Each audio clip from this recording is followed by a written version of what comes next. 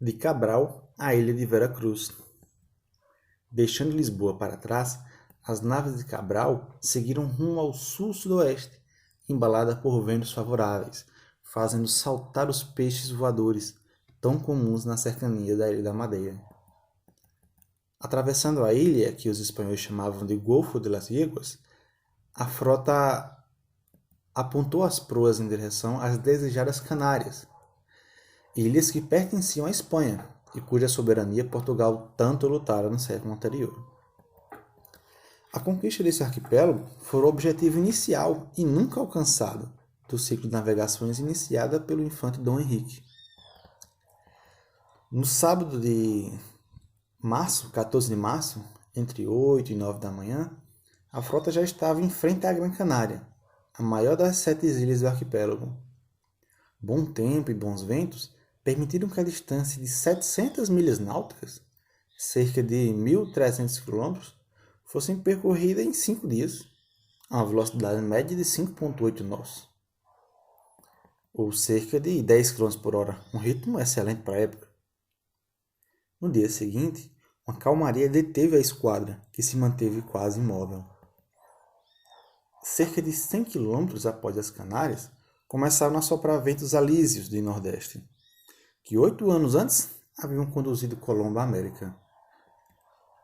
A frota de Cabral, então, abriu seu rumo para o oeste, seguindo em direção ao arquipélago de Cabo Verde, localizado a cerca de 600 km da costa da África, em frente ao Senegal, e que havia mais de meio século que os portugueses tinham descoberto e colonizado. No dia 22 de março, o experiente piloto Pero Escolar reconheceu a ilha de São Nicolau, avistada por volta das 10 da manhã. As 800 milhas que separaram as Canárias de Cabo Verde foram vencidas em 8 dias, a uma velocidade média de 4 nós, os 7 km por hora por aí. E então, por volta das 8 da manhã do dia seguinte, segunda-feira, 23 de março de 1500, a primeira de uma série de tragédias se abateu sobre a frota de Cabral. Uma de suas naus, comandada por Vasco de Ataíde, simplesmente sumiu, como relata Pero Vaz de Caminha, sem que houvesse tempo forte ou contrário para poder ser. Como notou o historiador português Jaime Cortesão, Caminha, que em breve dedicara páginas inteiras à descrição dos navios do Brasil, se refere ao naufrágio sem nenhuma lástima. Disse apenas: fez o capitão diligências para achar a um e a outra parte, mas não apareceu mais. 150 homens tinham sido engolidos pelo mar. No minúsculo estudo de 1975 sobre a viagem de Cabral, o contra-almirante Max Justo Guedes sugere que, após desgarrar da frota, devido ao nevoeiro e às nuvens de poeira saariana, que muitas vezes de fato dificultam a navegação entre as ilhas de Cabo Verde, a nau de Vasco de Ataíde pode ter batido em um baixio, talvez o baixio de São Leitão, a sudoeste da ilha da Boa Vista, naufragando sem que seus sinais de socorro pudessem ter sido vistos. De todo modo, 2 dias após buscas infrutíferas, a esquadra seguiu seu rumo por esse mar de longo, como diria Caminha em sua carta. Então, entre 29 e 30 de março, a frota entrou na região das calmarias equatoriais, chamadas de doldrums, palavra inglesa que significa desânimo. Ali as naus ficavam estáticas, sem sopro ou movimento, como um inútil barco pintado sobre um pintado oceano, como canta o poema The Rime of the Ancient Mariner, escrito por Samuel Coleridge em 1798. Por cerca de 10 dias, a frota de Cabral arrastou-se a uma velocidade de 1 nó, ou 1,9 km por hora. Anos mais tarde, esse mesmo trecho seria o primeiro calvário pelo qual passariam as naus que seguiam a carreira da Índia. nos doldrums, onde às vezes os navios chegavam a ficar retidos lá por 40 dias, acabava-se a água. A morte rondava os tripulantes.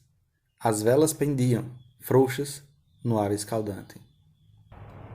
A vida a bordo tornava-se mais monótona do que o habitual.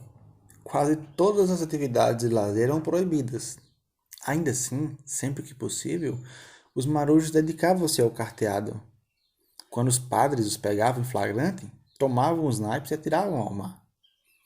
Os romances de cavalaria, tidos como uma armadilha do demônio que causa grandes danos à alma, também eram vetados.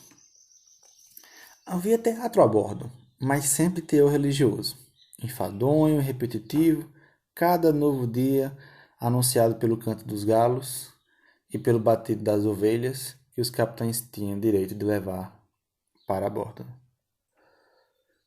No dia 9 de abril, ao completar um mês em alto mar, a esquadra de Cabral cruzou o Equador. E o que durante séculos fora motivo de terror, agora era pretexto para a festa. Após o Equador, os ventos sopravam de sueste. Mas, como eles eram fracos também, a armada de Cabral seguiu as instruções dadas por Vasco da Gama e abriu rumo para o sudoeste, empreendendo a volta do mar, empurrada pelas forças marítimas chamadas hoje de corrente brasileira. A esquadra logo retomou a velocidade de 5 nós, ou seja, 9 km por hora. O domingo de Páscoa foi celebrado quando os navios se encontravam a uns 250 quilômetros da costa, na altura de Salvador.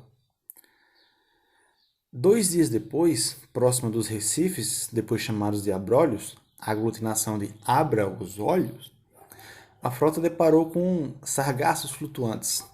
Eram algas botelhos e rabos de asno. No entardecer do dia, 22 de abril, a armada de Cabral ancorou em frente ao Monte Pascoal, 44 dias após ter partido de Lisboa.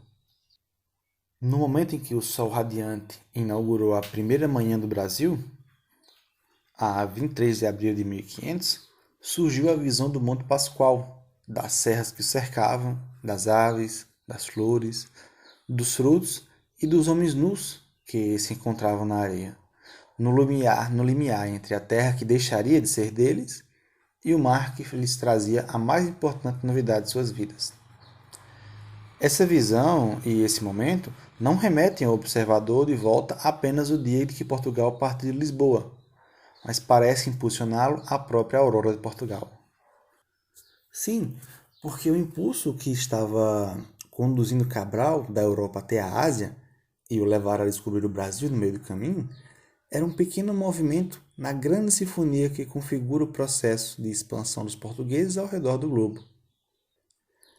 Para compreender mais plenamente essa viagem, é preciso empreender outra. E se essa sequer se limita ao início dos descobrimentos marítimos, mas retrocede ao momento que, cercado de ameaças e sem saídas para o mar Mediterrâneo, isolado na orla da cristandade, um povo de uma das menores nações da Europa se viu impelido a explorar as águas de um oceano desconhecido. Ao concretizar plenamente sua vertigem expansionista, os portugueses tornariam o país polo a partir do qual a Europa seria capaz de provar, para o bem ou para o mal, que, como num provérbio budista, tudo está unido e interligado. A exploração do globo pelos navegadores portugueses e a consequente expansão da civilização europeia, em meio às quais o achamento do Brasil se tornaria uma das pérolas mais vistosas, se constituíram em uma das mais admiráveis aventuras de tantas que marcaram o segundo milênio. Acompanhar essa viagem de seus primórdios ajuda a compreender o que estamos fazendo aqui agora, em meio ao processo de globalização iniciado há mais de 500 anos.